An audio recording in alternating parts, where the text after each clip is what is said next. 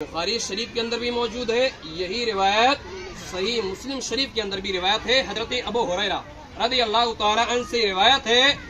اور وہ روایت یہ ہے کہ ہمارے اور آپ کے آقا اور ساری کائنات کے مالک و مختار یعنی جناب محمد رسول اللہ صلی اللہ تعالی علیہ وسلم ارشاد فرماتے ہیں کہ اگر اللہ کے علاوہ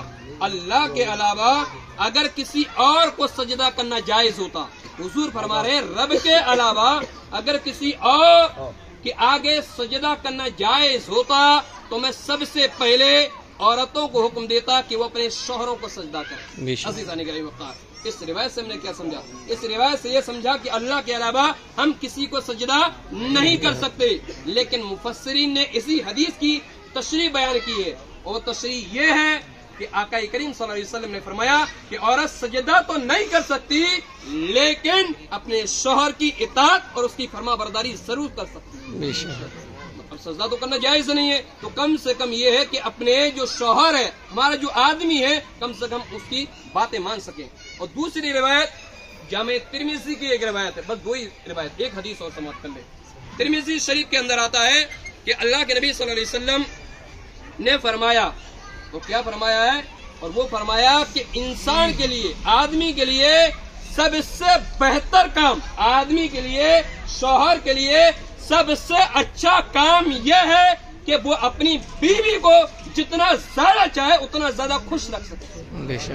اگر ایک آدمی نے، ایک شوہر نے، ایک مرد نے اگر اپنی بیوی کو خوش کر لیا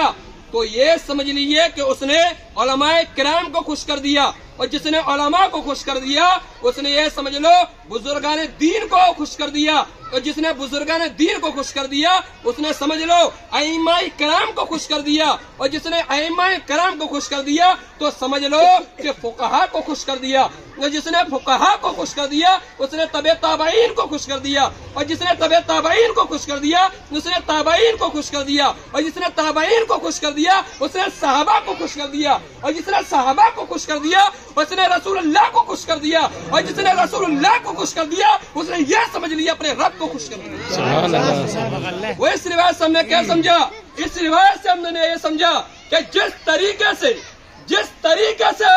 عورت کو آدمی کی بات ماننا چاہیے، آدمی کو خوش رکھنا چاہیے، اسی طریقے سے آدمی کے اوپر بھی لازم ہے کہ سب سے زیادہ